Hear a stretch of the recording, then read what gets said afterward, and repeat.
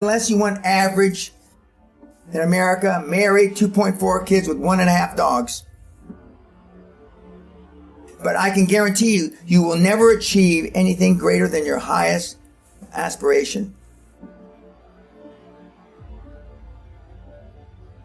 If you want $1 million, you'll make $1 million, not $1.5 million. If you want 10 million, 100 million, and you'll never exceed that. If you change 1 billion lives, that's the formula to become a billionaire and change the world. Time costs lives. Show me your friends and I show you your future. You want to know why you're all f***ed up? Just look at the bums you hang around with. I do what you don't want to do, that you know that you got to do to be where you want to be. Ted Turner just gave his 75th anniversary party on CNN a few months ago. And he makes a couple of comments, and he says, number one, and I'm not suggesting this for everybody. It's how I lived, though. First 10 years of my starting CNN, I slept on my couch. I didn't have an apartment.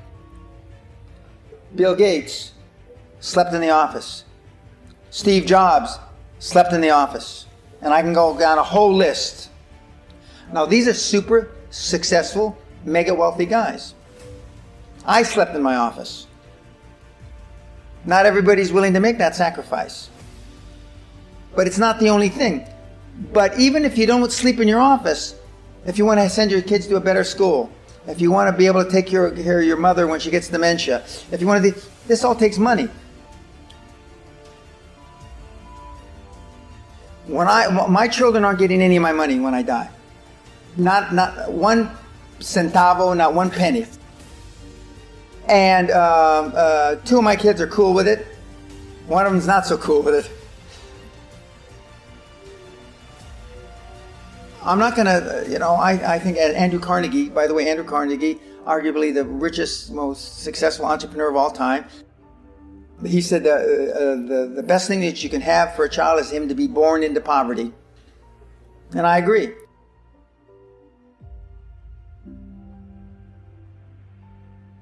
Lack of self-esteem, lack of self-worth. Now, they think they have self-worth. They think because they made a few bucks. But in actuality, and when they measure it against the other 8, 10, 12 people sitting around the table, they realize, or they start to question, hell, maybe I was just lucky. Now, all of us, when you're only a one-trick guy or gal, think, was I lucky? Now, I've done it so many times, I know I wasn't lucky. I might have been lucky the first time, but I haven't been lucky the 15, 20, 40, 50. I know that. Okay. But maybe I was lucky the first time. But my life changed when I was pretty much a haphazard kid, got in a lot of trouble, got arrested 4 or 5 times, thrown in jail. And this is when my dad's a cop. But then I volunteered for the draft in 1966 at the height of the Vietnam War. And I went to OCS, and that changed my life because it was the really first real high performance thing that I could measure myself against with other people. 2/3 of all Fortune 500 CEOs have one thing in common: military background. Really? 2/3 of those 2/3 have something else: martial arts. What do you learn in martial arts, Brian? Discipline, focus. A lot of people don't believe they deserve to be there. I convince them, and we have these drills, why you belong there. A lot of people that come there, with money, that have made money, think they made it by accident. Right. I just had one of my superstars who's made $100 million tell me in the last week, I'm not sure I'm going to have another lucky accident. And I said, you did it. I mean, you tried a lot of things. I believe Thomas Edison, I wouldn't have done it 10,000 times. Okay. I would have hired an engineer from MIT to do it. But I mean, I've tried a lot of things. Nobody's failed at more things than I have. And the first 100 million are successes, but I could write a book about failures that'd be, because I've tried a lot of different things. Because failure is just testing. And one of the reasons I've been so successful in generating this equity and value in my kids, and I call you all kids, is because I convince them that making a mistake is okay. Your parents probably told you, you can be anything you want. But you can't. That's horseshit. You can't. If it's all juxtaposed.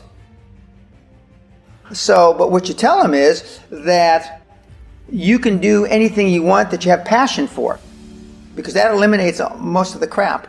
Because most people don't follow their dream. You know, like they say in The Sound of Music, you can't have a dream come true unless you have a dream. Now, I still dream. I dream in Technicolor. I say my affirmations and goals every single night. It's bloody hard to be a high-performance person. Perfection equals paralysis. If you left it to engineers, no car would ever come off the assembly line. No car would ever come off the assembly line. And I've been in business with enough engineers, I can attest to that with my hand on my heart. They'd still be trying to make it better. And the internet business is very much the same. The internet kids want to test and test and test, and they want the landing page to be this. And roll it out. The great thing about the internet is your results are instantaneous. If something that I'm overseeing at Concord level, 60,000 feet, doesn't work in 2 days, forget about it, move on. And today at our meeting, now the young kids are, we ran it 3 days, sir, and we closed it down. And they are thinking I'm going to ask why. I said, no, that's fine. Next, because without them making mistakes and without them being allowed to make the decision, they never get any better. And in 95% of the time, I know probably better than they do. We're never going to be able to know everything or have them know everything unless they make some mistakes and get comfortable with making mistakes. What gets measured gets accomplished. Without measurement, you're just fooling yourself. Before I had any money, I used to go to the Rolls-Royce dealers and sit in the cars and smell the leather, touch the leather, okay? I went to $1 million houses, and my wife and I would walk through the house, and they'd say, when are your parents getting here, kids? No, we are the buyers. Practice within when you're without. Practice being successful. How many people listening to this today practice being successful today? Through affirmations, through going to the Rolls-Royce dealer, maybe Lamborghini, maybe something else. Right. In my particular case, it was Rolls-Royce. And within a year of me going to the Rolls-Royce dealer, I had a Rolls. Okay? Within 19 months of me dreaming and adding it to my goals, a castle on an island, I own Guthrie Castle. 19 months. Okay. Go to stores you can't afford. Go hire lawyers you can't afford. Lawyers will meet with anybody. Accountants will meet with anybody. Go to the big four accountants with a business idea. The first couple of meetings are for free. Jettison probably a lot of the people you'll hang around with. If you have poor public speaking skills, join Toastmasters. Do these. If you went to a good school and you're not successful, go to the alumni deals. Okay? I didn't go to a good school. I'm a perfect living example that a lot of trouble as a kid, working class background, my parents, went to just a mediocre university that I flunked out of 3 times before I finally graduated with honors, but and had no money to begin with, $820. So it's all possible. But I devoted myself to feeling successful. I was wearing suits like this before I could afford them. Most people procrastinate because they're unsure, so just do it. And but I've never had a problem just doing it, because one of the things is you learn as a young combat infantry officer is time costs lives.